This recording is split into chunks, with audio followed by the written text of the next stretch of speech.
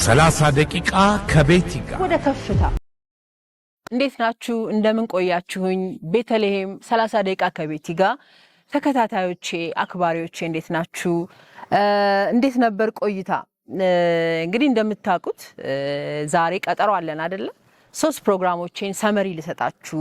የ3 ፕሮግራሞች ማለትም 90 ደቂቃን በ10 ደቂቃ ከ10 እስከ 15 ደቂቃ ባለችው ጊዜ ጨምቀን ልናወራ ነው። እንግዲህ ፕላን ያደረግነው ወደ 11 ወር አካባቢ ትልቅ ሰፊ ፕሮግራም የተዘረጋው አጀንዳዎቻችን ርዕሶቻችን በጣም ብዙ ናቸው። ግን በትነናቸው እንዳንቀር እያስታወስናቸው እንዳይረሱ ያልሰሙም ካሉ ደግሞ ትንሽ ሃይላይት እየሰጠናቸው ለመሄድ ባክነው ሐሳቦች እንዳይቀሩ ብቻ በማሰብ ነውና ምናልባት ሁላችሁም እየተከታተላችሁት ጥሩ ፕሮግራም እንደነበረ በሰጣችሁኝ ኮሜንት መሰረት ዛሬ ደግሞ የበለጠ ያለፉትን ፕሮግራሞች 3 ፕሮግራሞች ጨምቀን ዛሬ የምናይ ይሆናል ማለት ነው። እስኪ የመጀመሪያ ፕሮግራማችንን ታስታውስታላችሁ አይደለ? ምን ብለን የጀመርነው? 30 ደቂቃ ከቤቲ ጋር ሲጀመር ኮሚዩኒኬሽን ብለን የጀመርነው ተግባቦት፣ ሐሳብን መለዋወጥ፣ መወያየት የሚልን ሐሳብ አንስተን ነበር። በዚህ ትልቅ ሐሳብ ውስጥ መነሳት ያለባቸው በፍጹም መቅረት የሌለባቸው ናቸው ብዬ የማስባቸው የመጀመሪያው ይህንን ኮሚዩኒኬሽን የምንለውን ትልቅ ፕሮሰስ መግባባትን ሐሳብ መለዋወጥ የምንለውን ፕሮሰስ የሚያከናውኑ 2 አክተሮች አሉ፣ ዋና ተዋናዮች። እነሱም አድማጭና ተናጋሪ ወይም ደግሞ ተናጋሪና አድማጭ the speaker and the listeners የምንላቸው ናቸው። ከዛ በኋላስ ሜሴጅ መልእክቱ የሚተላለፈው መልእክት እነኚህ 2 ሰዎች ሲወያዩ የሚያስተላልፉት መልእክት ምንድነው መምሰል ያለበት? ምን ይዘት ነው ይዞ መምጣት ያለበት? ሌላው ቋንቋ ነው። ቋንቋችንስ ምን መምሰል አለበት? የተመረጠ ቋንቋ በደንብ ሐሳባችንን ልናስተላልፍበት የሚገባ ቋንቋ ተከትሎ ይመጣል። ሌላው ደግሞ ፊድባክ ነው፣ ምላሽ ነው፣ ሪአክሽን ነው። የተናገርነውን ነገር ያስተላለፍነውን ነገር ያካሄድነው ውይይት በትክክል ዓላማውን ግብ መጥቷል ወይ በሚል ጥያቄ ውስጥ ብዙ ጊዜ ሰዎች ሪአክት ያደርጋሉ። ፖዚቲቭ ሪአክሽን አለ፣ ኔጌቲቭ ሪአክሽን ወይም ደግሞ ፖዚቲቭ ሪስፖንስ አለ፣ ኔጌቲቭ ሪስፖንስ አለ። ስለዚህ ፊድባክ የመጨረሻው ኮምፖነንት ይሆናል ማለት ነው። ስለዚህ አንድ የተሳካን ኮሚዩኒኬሽን የተሳካን ሐሳብ ልውውጥ ውይይት ለመምራት በጣም ጎበዝ ተናጋሪ፣ ጥሩ ተናጋሪ ያስፈልገናል። ጥሩ አድማጮች ያስፈልጉናል። ጥሩ መልእክት፣ የተመረጠ መልእክትና ቋንቋ እንደዚሁም ደግሞ ፊድባክ ወይም ደግሞ ለተደረገው ዛጋ ለተለዋወጥነው ሐሳብ ወይም ኮሚዩኒኬሽን የሰዎች ምላሽ ምን ይመስላል፣ ተረድተውናል ወይ ተገንዝበውናል ወይ የሚለው ነገር የምናጣራበት ሁኔታ ይኖራል ማለት ነው። ይህ ለተሳካ ኮሚዩኒኬሽን መሰረታዊ ሐሳብ ነው ብዬ አስባለሁ። ሌላው ኮሚዩኒኬሽናችንን ተግባቦታችንን የሚያሰናክሉብን ነገሮች ወይም ደግሞ እንቅፋት ሊሆኑብን የሚችሉ ነገሮችን ማስወገድ። አንዳንድ ጊዜ ሰዎች ሲወያዩ ሲያወሩ የተለያዩ ዲስከሽኖች ላይ ያንን ውይይት ውጤታማ እንዳይሆኑ የሚያደርጉ ነገሮች አሉ። አላስፈላጊ ድምጾች ሊፈጠሩ ይችላሉ። የሰዎች ጤናማ የሆነ ፕሬዘንቴሽን፣ ለምሳሌ አንድ ተናጋሪ ጥሩ የሆነ ጤናማ ሁኔታ ላይ ካልተገኘ ጥሩ ተናጋሪ ሊሆን አይችልም። አድማጩም እንደዛው። አድማጮች አንዳንድ ጊዜ ሬስትለስ የሆኑ ሰውየው እንዲናገር ጋባዥ ያልሆነ ሁኔታ የሚፈጠርበት ጊዜ አለ። እንደዛም ሲሆን ደግሞ ትንሽ የኮሚዩኒኬሽን ስርዓት የሚረባብሽብን ነገር ሊፈጠር ይችላል። ቋንቋ አንደርስታንድ የማይደረጉ ቋንቋዎች ስንጠቀም እንደዚሁ ኮሚዩኒኬሽኑን ሊረብሽብን ይችላል። ስለዚህ ፕሮግራሙ ላይ መለስ ስትሉ ሁሉም ነገር ተብራርቶ የተቀመጠበት ነገር አለ። ኮሚዩኒኬሽን እንዳይረበሽ ወይም ደግሞ በአግባቡ እንዲሄድ ኦብስታክልስ የሚሆኑ ነገሮችን ማስወገድ ግድ ነው የሚሆነው ማለት ነው። ስለዚህ ጥሩ የተግባባ ሰው፣ ጥሩ ሐሳብ የተቀያየረ ሰው፣ አግባብ የሆነውን ቋንቋ የተጠቀመ ሰው በትዳሩ የተግባባ ወይም ደግሞ ውጤታማ የሆነ ትዳር መምራት ይችላል። በሃይማኖት ተቋማት አካባቢ ጥሩ የሆነ የስብከት ፕሮግራም ሊኖረው ይችላል። ምክንያቱም ጥሩ ተናጋሪ የሆነ ሰው ሃይማኖቱን ዶክትሪኑን በአግባቡ መስበክ ይችላል። በየትኛውም ሃይማኖት ላይ አግባብነት ያለው ቋንቋን ማንነትን ይዞ የመጣ ተናጋሪ ስኬታማ የሆነ ፕሮሰስን ሊያካሂድ ይችላል። ኢቭን ልንገስጻቸው ልንመክራቸው የሚገቡ ሰዎችም ካሉ ያ ፕሮሰስ ጤናማ እንዲሆን በአግባቡ መመረጥ ያለባቸው ኮምፖነንቶች በአግባቡ መመረጥ አለባቸው። ኮሚዩኒኬሽን በጣም ጥሩ የሆነ ጊዜ እንዳሳለፍን ይሰማኛል። ባለፈው ከዚህ የበለጠ የዳበረ ፕሮግራም የምትፈልጉ ከሆነ እንግዲህ ፕሮግራሙ ላይ ተመልሳችሁ ሰፋ ያለውን ዲስከሽን መመልከት ትችላላችሁ። የሚቀጥለው ኤቲክስ ነው። ካፍታ ቆይታ በኋላ ተመልሼ በኤቲክስ እንገናኛለን ማለት ነው። 30 ደቂቃ ከቤቲ ጋር ወደ ከፍታ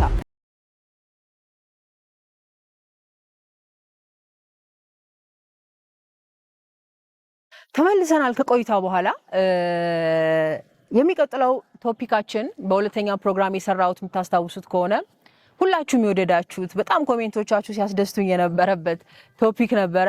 እሱም ኤቲክስ ወይም ስነ ምግባር ነው። በጣም ደስ የሚለኝ እኔ ሳወራውም እንደው ስኖረውም ሽቶ የሚለኝ ነገር ቢኖር ስነ ምግባር ነው። ከሰዎች ጋር አብረን በምንኖርበት በዚች ዓለም ላይ የተከለከሉ ነገሮችን በመተው የተፈቀዱ ነገሮችን ኤክሰርሳይዝ በማድረግ ጤናማ የሆነ ግንኙነት ከሰዎች ጋር ጤናማ የሆነ ማህበራዊ ግንኙነትን መመስረት ይቻላል። ስለዚህ ኤቲክስን ወይም ደግሞ ስነ ምግባርን ስንመለከት በአንድ ማህበረሰብ ውስጥ የተከለከሉና የተፈቀዱ ነገሮችን ኤክሰርሳይዝ ማድረግ ዱ ኤንድ ዶንትስን በደንብ አጢኖ በዕለት ተዕለት ህይወት ውስጥ መተግበር ነው ዋናው ነገር። ስለዚህ ጥቅል ሐሳቡ ኤቲክስ የተከለከሉና የተፈቀዱ ነገሮችን ማጤን በዛ መሰረት ህይወትን መቃኘት ነው።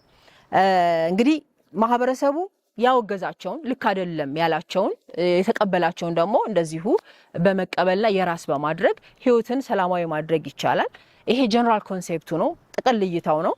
ወደ ሙያ ስነ ምግባር አሳንሰ ነው ስንመጣ ደግሞ አንድ ሙያ አንድ ፕሮፌሽን የከለከላቸውና የፈቀዳቸው ነገሮች አሉ። ስለዚህ ፕሮፌሽናል ኤቲክስ ጋር ስንመጣ ደግሞ እንደ ሕክምና ባለሙያ ምናልባት እንደ ሹፌር ሊሆን ይችላል፣ እንደ መምህር ሊሆን ይችላል። የተፈቀደና ያልተፈቀዱ ነገሮችን በማጤን ማህበረሰቡን የማገልገል ግዴታ ሊኖርብን ነው ማለት ነው። ስለዚህ እንደዚህ አይነት እይታዎችን እንግዲህ ኤክሰርሳይዝ ማድረግ ስንጀምር የምናገኛቸው ጥቅሞች አሉ። በስነ ምግባር የታነጸ ሰው የተከለከለውን የሚተው እየተፈቀደለትን ነገር የሚያደርግ ሰው ብዙ ጊዜ ተጠቃሚ ነው። በማህበረሰቡ ዘንድ ተጠቃሚ ነው። በጣም ብዙ ጥቅሞች አሉት። ምናልባት ትልቅ ክብር የሚሰጣቸው ሰዎች ናቸው እነዚህ። ማህበረሰቡ የሚያከብራቸው ቦታ የሚሰጣቸው ተደማጭ የሆኑ ሰዎች ናቸው እነዚህ። እንደዚሁም ወደ ሙያ ስነ ምግባር ደግሞ ስንመጣ በቃ ባሉበት በተሰማሩበት ሙያ ሁሉ ምስጉን በቃ በብዙ መልኩ የተለያዩ ጥቅማ ጥቅሞችን የሚያገኙ የደሞዝ ጭማሪዎችን የሚያገኙ የስራ እርከን እድገትን የሚያገኙ በአንድም በሌላ በስነ ምግባር የታነጸ ዜጋ መሆን እንደዚሁም የሙያ ስነ ምግባርን አክብሮ መያዝ ብዙ ጠቀሜታዎች እንዳሉ በባለፈው ፕሮግራም በጣም በጥልቀት ያየነው ነገር ነው የሚሆነው። በዚህ ቶፒክ ላይ ኢንተረስትድ የሆናችሁ ካላችሁ መለስ ብላችሁ ፕሮግራሞችን በማየት እንግዲህ የበለጠ እውቀታችሁን ማዳበር የምትችሉበት ነገር ነው የሚሆነውና ደጋግም የምለው ነገር ነው። በስነ ምግባር ከታነጸ ሰው ጋር መዋል ይላል አንድ የፍልስፍና ባለሙያ ጀርመናዊ ፈላስፋ ነው። በቢጫ አበባ ውስጥ ተኝቶ ረፍት እንደማድረግ ይቆጠራል ይላል እና ሰላም ይሰጣል። ሰው አጠገባችን ያለ ሰው አክባሪ ሲሆን መልካም ሲሆን ውሏችንን ሁሉ መልካም ያደርጋልና በጣም ተመራጭ የሚያደርገን ተከባሪ የሚያደርገን በብዙ መልኩ ተጠቃሚ የሚያደርገን ነገር ቢኖር በህይወት ጠዋት ካልጋችን ተነስተን ማታ አልጋ ውስጥ እስክንገባ ድረስ ማሰብ ያለብን ነገር መርሳት የሌለብን በስነ ምግባር ውስጥ መዋል መኖርን ነውና ይህንን እንግዲህ በደንብ አዳብራችሁ ለማወቅ ከፈለጋችሁ ለመረዳት ከፈለጋችሁ ወደ ፕሮግራሞቹ መለስ ብሎ ፕሮግራሞቻችንን እንግዲህ መቃኘት ይሆናል ማለት ነው። ስለዚህ የሚቀጥሉት ፕሮግራሞቼ ሶስተኛ ፕሮግራም ላይ የሰራሁት ኤቲኬት እንደዚሁም ኔቲኬት የሚሉ ቶፒኮችን ይዤ መጥቼ ነበር ታስታውሱ ከሆነ እሱንም ካፍታ ቆይታ በኋላ እንግዲህ ሃይላይት ፖይንቶችን ሰጣችኋለሁ። የትም እንዳትሄዱ። 30 ደቂቃ ከቤቲ ጋር ወደ ከፍታ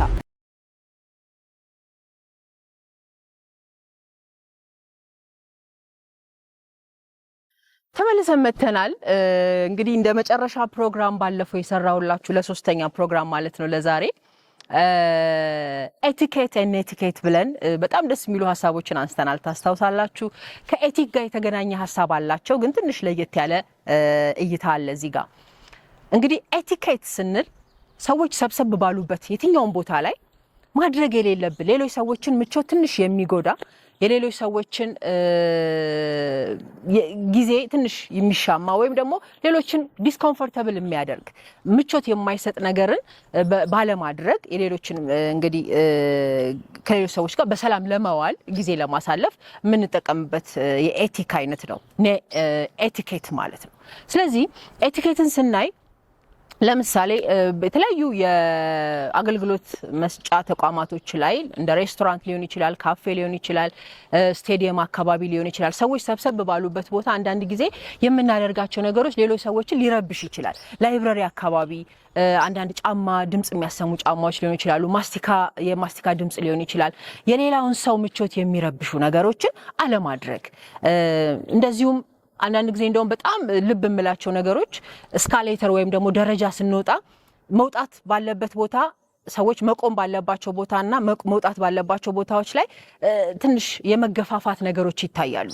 ስለዚህ መቆም ያለበት ሰው በቀኝ በኩል ነው የሚቆመው፣ ለመውጣት ለመውረድ የሚፈልግ ሰው ደግሞ በግራ በኩል ነው የሚቆመው እና እንደዚህ አይነት ነገሮችን በስርዓቱ በማድረግ ከሌሎች ሰዎች ጋር ግጭት እንዳይፈጠር ማድረግ እንችላለን። ሌላው ሬስቶራንት ላይ ስንጠቀም ለምሳሌ ጠረጴዛ ላይ የተለያዩ እቃዎችን ምግብ የምንመገብበት ጠረጴዛ ላይ የተለያዩ እቃዎችን የሚያስቀምጡ ሰዎች አሉ፣ በልምድ ማለት ነው ባለማወቅና ያም የራሱ የሆነ የኤቲኬት ችግር ነው። ሌሎች ሰዎች ደግሞ ያን ነገር አይፈልጉትም።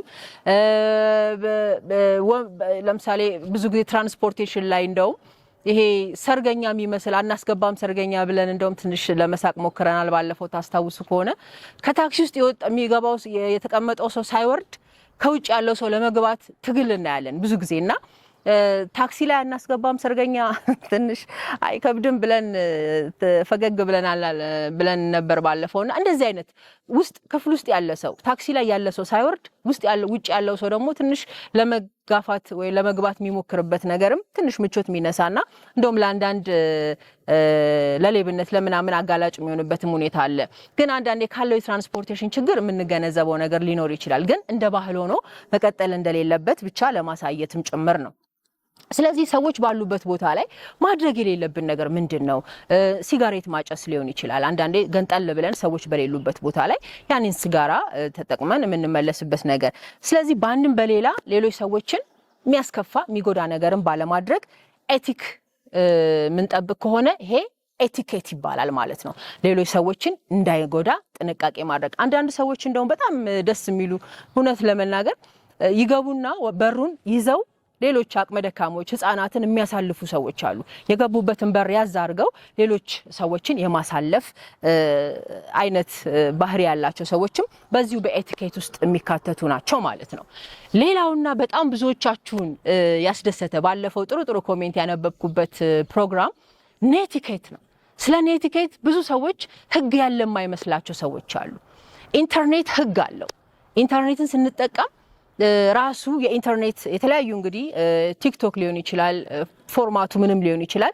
ዳታ ስናበራ ወይም የተለያየ ፓኬጅ ኢንተርኔት አክሰስ ስናደርግ ልክ ያንን ኢንተርኔት እየተጠቀምን ኦንላይን መሆናችንን ስናረጋግጥ ማድረግ የሌለብንና መጻፍ የሌለብን መናገር የሌለብን ምን አይነት ነገሮች እንደሆኑ ማጤን ያስፈልጋል። ስለዚህ ህግ የሌለበት ዝም ብሎ የተሰጠ በነፃ የተሰጠ ምንም ነገር የለም ዓለም ላይ። አንድ ነገር ሲሰጥ አብሮ ዱ ኤንድ ዶንትስ አሉ፣ የሚደረጉና የማይደረጉ ነገሮች አሉ። ስለዚህ ያንን ነገር ማክበር ተጠቃሚ የሚያደርገው ራሱ ባለቤቱን ነው ማለት ነው። ስለዚህ ኢንተርኔት ስናበራ አንዳንድ ጊዜ ለምሳሌ ለጓደኛችን መልእክት ልንልክ ሊሆን ይችላል፣ ዋትስአፕ ሊሆን ይችላል፣ ቴሌግራም ሊሆን ይችላል፣ አጭር መልእክት ማለት ነው። እንደዚሁም ደግሞ ቲክቶክን፣ ዩቲዩብን፣ ሌሎቹንም ትዊተር፣ ኢንስታግራም ስንጠቀም የተከለከሉ ነገሮች ከባህል ይወጡ ከሃይማኖት ይወጡ የማይነኩ ነገሮችን የምንነካበት የሰው ክብር የሚነካ የሰውን ስሜት የሚጎዱ ነገሮችን ሁሉ የምናደርግበት አሁን እንደውም በጣም ባሰቃቂ ሁኔታ ልምምዱ እየባሰ እንደውም ላይክ የሚደረጉት ፎሎ የሚደረጉት እነዚህ አቢዩዚቭ የሆኑት ስድቦች ታቡ አጸያፊ ነገሮችን የመከተልና ኢንጆይ የማድረግ እነሱን ላይክ የማድረግ እነሱን ፎሎ እያደረግን እያበረታታናቸው ይሄ የምንማማርበትን ፕላትፎርም ግን ብዙም የማንከተለው ማናዳምጠውና ፎሎ ማናደርግበት ነገር ሁሉ እስኪፈጠር ድረስ ፕላትፎርሙን አቢዩዝ እያደረግነው ነው ያለነው። እንግዲህ ይሄንን ኢንተርኔት ለተለያየ መልካም ዓላማ የሚጠቀሙ ሰዎች እንዳሉ ሁሉ ሌሎቹ ደግሞ እንደዚሁ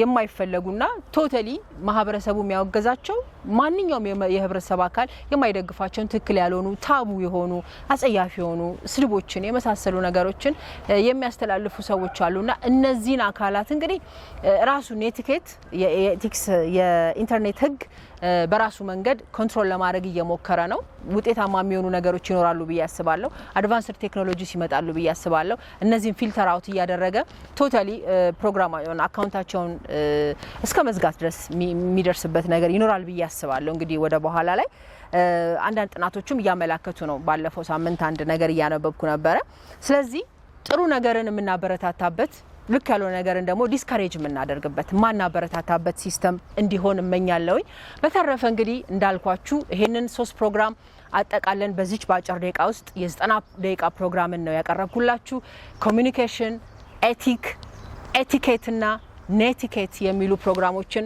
እንግዲህ ባለፈው አንስቼላችኋለሁኝ ስለዚህ እነዚህን ፕሮግራሞች ሰፊውን ፕሮግራም ከፈለጋችሁ በደንብ የዳበረ ዕውቀት ከፈለጋችሁ ወደ ዋናው ዌብሳይት ወይም ደግሞ አድራሻ አካውንት ሄዳችሁ ቼክ ማድረግ ትችላላችሁ ስለነበረን ቆይታ በጣም አመሰግናለሁ በሚቀጥለውም እንደዚሁ ሳመሪ ይዤላችሁ ቀርባለሁኝ እስከዛው ሰላም ቆዩኝ አመሰግናለሁ